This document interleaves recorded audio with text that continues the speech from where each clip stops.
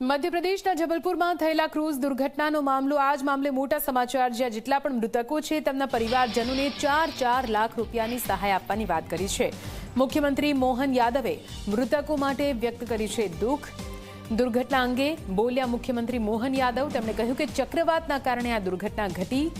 મહત્વનું છે કે મધ્યપ્રદેશના જબલપુરમાં ગઈ રાત્રે ક્રૂઝ નદીમાં પલટી જવાની દુર્ઘટના બની, જેમાં અત્યાર સુધીમાં 9 લોકોના મોત નિપજ્યા હોવાનું સામે આવ્યું છે અને 28 લોકોનું રેસ્ક્યુ કરી લેવામાં આવ્યું છે। સાથે મૃતકોના પરિવારજનો માટે 4 લાખ રૂપિયાની સહાય જાહેર કરવામાં આવી છે। કેવી રીતે આ પૂરો ઘટનાક્રમ ઘટ્યો છે તેની આપણે સમગ્ર વાત કરીએ તો આપ જુઓ, ક્રૂઝ જે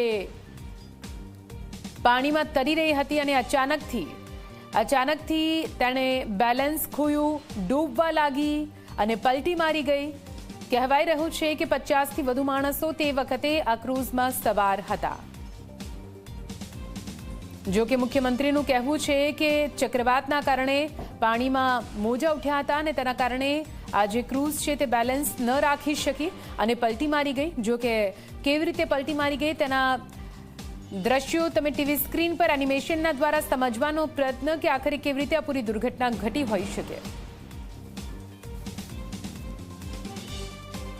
मौसमी चक्रवात के कारण से दुर्घटना घटी है।